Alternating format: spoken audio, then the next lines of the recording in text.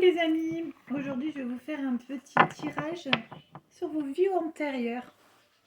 On va essayer de trouver ce qui a pu vous marquer, s'il y a une vie antérieure qui ressort plus que les autres. Donc, je vous ai mis trois petits emojis. Hop, pour ce premier, s'il vous plaît.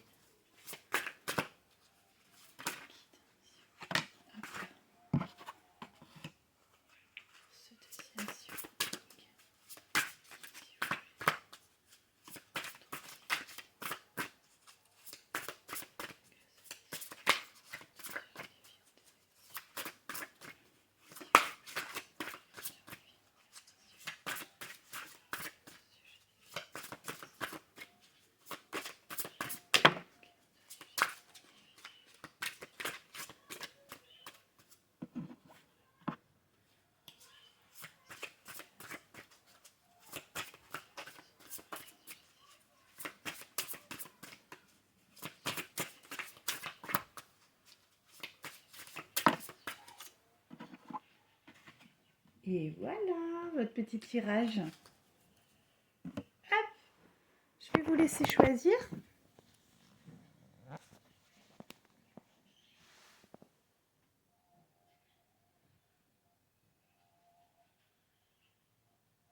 Alors là, pour choisir,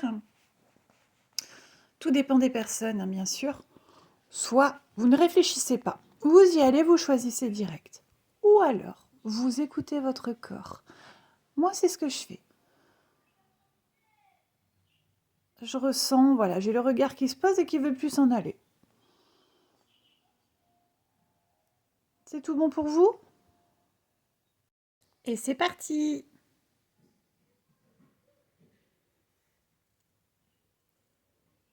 Donc, pour le petit emoji No Hate, on vous dit que vous avez été une âme rebelle.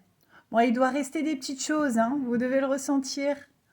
Donc, vous avez dit tout haut ce que d'autres pensaient tout bas.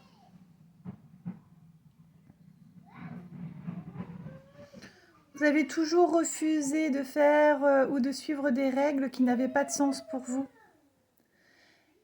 Et vous aviez un but, vous l'avez sûrement peut-être encore, c'était de combattre l'injustice.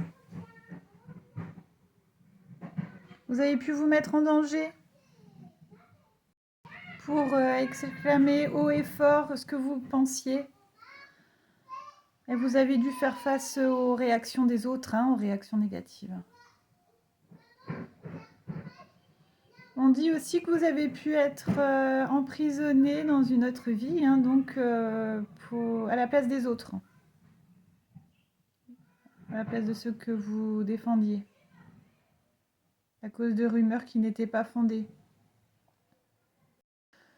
Vous avez pu aussi vous mettre contre les personnes de la hiérarchie, hein, des personnes influentes. Vous n'aviez pas peur de ça, donc ce qui a pu vous causer pas mal de déboires, hein.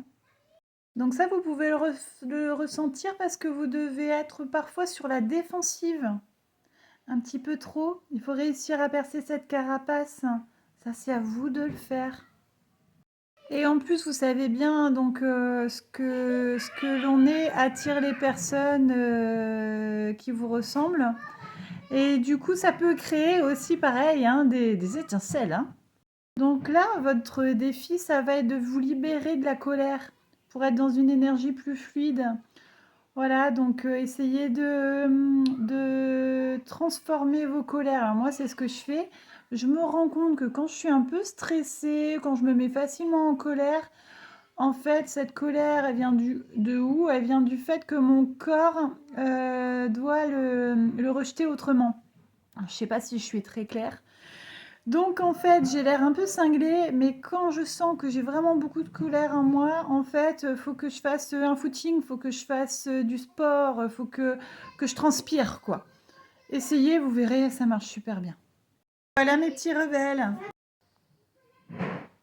Alors pour ces petits emojis dans ce petit sac tout confort, qu'est-ce qu'ils ont l'air bien.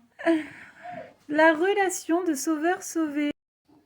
Donc ça vous dit que vous avez toujours été dans vos anciennes vies, que ce soit professionnel ou personnel, vous avez été dans des relations où tu tenais le rôle vous teniez le rôle de sauveur-sauvé.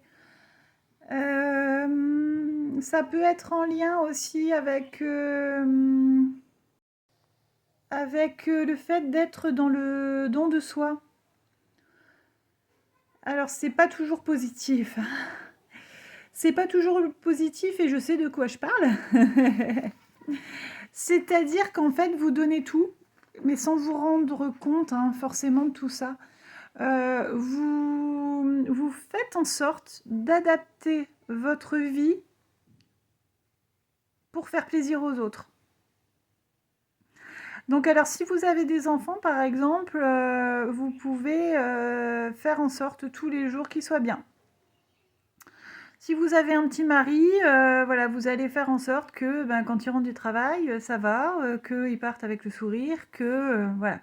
Vous allez faire en sorte que vos collègues de travail soient contents de vous. Vous allez faire en sorte que vos parents soient fiers. Voilà, voilà, voilà. Tout ça, tout ça. Et vous? Où êtes-vous là-dedans? Voilà.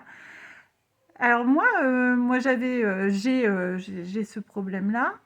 Hein, et on m'a dit plusieurs fois, ça m'a fait comme un électrochoc. À un moment donné, en fait, on se dit, tu fais quoi dans ta vie pour te faire plaisir? Parce qu'en fait, il faut bien comprendre que on a envie d'être dans le don de soi. Oui, mais moi j'aime bien aider, c'est bien ce que je fais, j'aime bien aider.